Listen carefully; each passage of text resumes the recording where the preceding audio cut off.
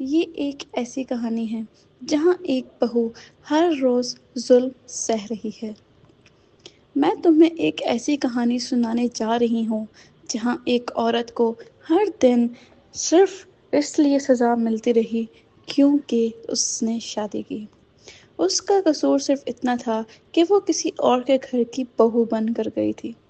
نام تھا میوش، 24 سال کی، ہمیشہ چپ رہنے والی، ہلکا سا مسکرانے والی۔ مگر اس کے اندر ایک ایسا طوفان بھرا تھا جس نے اسے کبھی کسی سے کہنے کی ہمت نہیں کی۔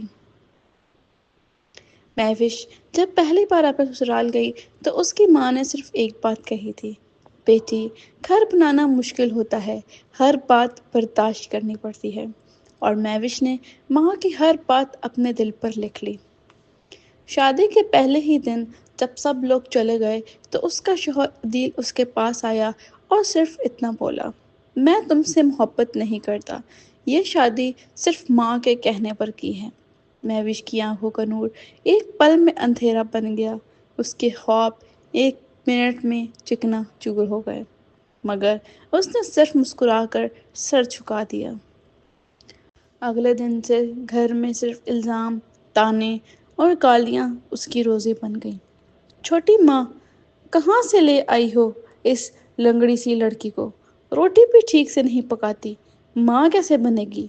اپنی ماں کی تربیت دیکھو ذرا، بے شرم۔ ہر سال اس کا برتھ ڈے اس کا رونا بن گیا، کبھی شوہر سے تھپڑ، کبھی ساس کی ذلیل کرنے والی باتوں سے جسم جلتا، اور ہر رات ماں کے دیے جامن کے درخت کے پتوں کو دیکھتی، جیسے ماں نے کہا تھا، جب بھی تکلیف ہو اس پتے کو دیکھو اور سمجھو کہ ماں تمہارے ساتھ ہے۔ ایک دن میوش کے ماں باپ ملنے آئے، انہیں مہمان خانے میں بٹھایا گیا اور اندر سے عدیل کی چیخیں سنائی دینے لگی۔ وہ میوش پر چلا رہا تھا، ماں باپ کی تربیت دیکھ لی، ہر وقت ان کے پاس بھاگتی ہو، تم میری عزت مٹی میں ملا رہی ہو۔ اور اس نے ایک تازہ تھپڑ اس کے چہرے پر مار کے کہا، نکل جاؤ، نکل جاؤ میرے گھر سے۔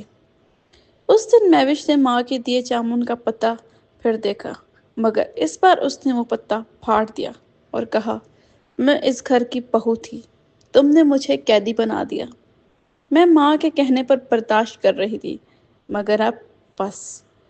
مگر میں ماں کی طرح بھی بنوں گی، جو چپ رہتی ہے لیکن صرف ایک بار بولتی ہے تو سب ہل جاتا ہے۔ میوش نے سب کے سامنے کھڑے ہو کر کہا، آج نہ تو میں تمہاری بیوی ہوں، نہ اس گھر کی بہو، میں وہ ہوں جو سب کچھ چھوڑ کر خود کی عزت اٹھانے جا رہی ہوں۔ ماں نے کہا تھا، گھر بنانا پڑتا ہے، مگر ماں نے یہ نہیں بتایا تھا کہ کبھی کبھی گھر چھوڑنا بھی پڑتا ہے اپنی جان بچانے کے لیے۔